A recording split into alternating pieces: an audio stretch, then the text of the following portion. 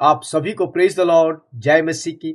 आइए अपने दिन की शुरुआत परमेश्वर के वचन के साथ करें। आज का वचन कुलुस्सियों 3 और उसका पहला पद।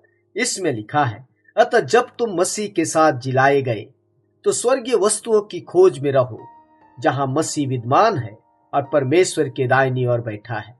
प्रियो, संत पौलुस कहता है कि मेरे लिए जीना मसीह है, अर्थात उसके लिए जीवित रहने का कारण ही मसीह यीशु है। क्योंकि प्रियो, हम अपने पापों के लिए मसीह यीशु में मर चुके हैं, और जैसे मसीह यीशु मरे हुओं में से जी उठा, वैसे ही हम भी नए जीवन के लिए मसीह में जिलाए भी गए हैं।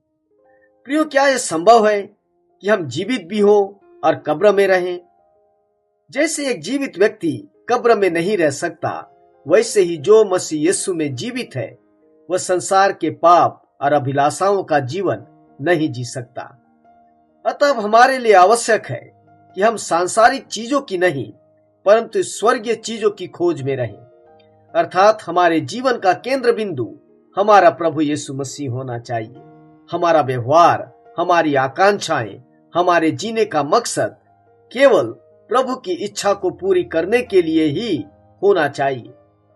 प्रियो, आज भी हम संसार की धन संपत्ति, पद प्रतिष्ठा, मान सम्मान और अहंकार के पीछे ही भाग रहे हैं, क्योंकि हम सोचते हैं कि इन सारी चीजों के मिलने से हमें अपनी आत्मा में शांति और खुशी मिलेगी। परंतु प्रियो, सच्ची खुशी संसार की इन सारी प्राथमिकताओं को हासिल करने से नहीं होती, परंतु इन सब से बढ़कर परमेश्वर की इच्छा और उसकी खुशी का जीवन जीने से होती है।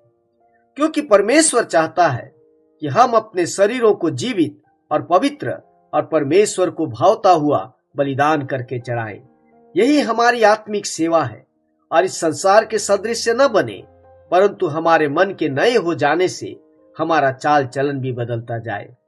अतः हम पुराने जीवन की चीजों को नहीं, परंतु नए जीवन की चीजों पर ध्यान लगाएं, क्योंकि हमारे जीवन का लक्ष्य केवल मसीह यीशु है।